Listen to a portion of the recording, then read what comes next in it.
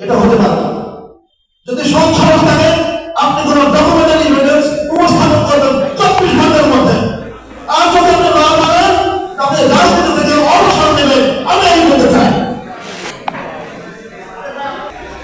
একটা দায়িত্বশীল সংগঠনের থেকে দায়িত্বশীল নেতৃত্বের বিপক্ষে এরকম আসলে না মিথ্যাবাদী, এটা না মিথ্যাবাদী করা কখনই কারোর সাথে।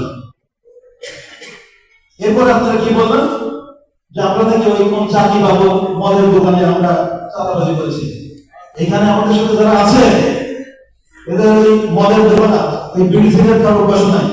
আর যারা সেদিন বসেছিল ওরা সকাল থেকে কোথায় যায় সেটা আপনারা নিশ্চয়ই জানেন। ব্যবস্থা নেওয়ার জন্য আমরা যথেষ্ট যে আমরা সেদিন ব্যবস্থা নিতে পারবো না বলে দেয়।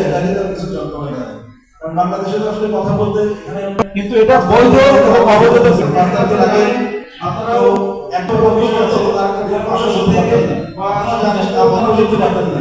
কিন্তু বাস্তবে পরে বৈধ বৈধতার বিষয় দেখতে হবে। যারা পছন্দ হয় আমরা অবশ্যই বলারও বলতেও কোনো ট্যাক্স লাগে না, শুনতেও কোনো ট্যাক্স লাগে না, লিখতেও কোনো ট্যাক্স লাগে না। এই অপরাধের জন্য ক্ষমা প্রার্থনা করে ওনারা আবার মূল ধারায় ফিরে আসতে পারে। আপনারা যদি না করেন তাহলে তাদের বিরুদ্ধে আমরা সাংগঠনিক ব্যবস্থা নেওয়ার জন্য আমরা অলরেডি বলেছি এবং আপনাদেরকে বলি আপনারা জাতির বলে আপনারা লেখনের মাধ্যমে আপনাদের ব্যবস্থা নেবেন, আমরা সংশোধন হয়ে যাবো। আর যদি কোনো ভুল ভ্রান্তি না থাকে আপনাদের প্রতি আমাদের অনেক বন্ধ অনুরোধ, দয়া করে আপনারা আমাদেরকে সহযোগিতা করুন।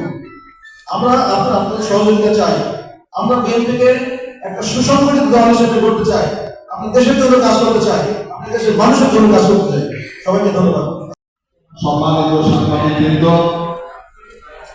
এখানে উপস্থিত হয়েছে আমাদের সকলের দলের পক্ষ থেকে প্রথমে আপনাদের অভিনন্দন ও মোবারকবাদ জানাচ্ছি।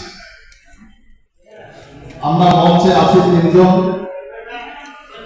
আমার ডাইনে আছেন আমাদের কুষ্টিয়া জেলা বিএনপির সংগ্রামী সদস্য সচিব প্রকৌশলী জাকির হোসেন সরকার। আমার পায়ে আছেন আমাদের দলের আরেকজন সিনিয়র। একটা পুনর্গঠন প্রক্রিয়া শুরু হয়েছে, তারই অংশ বিশেষে বিগত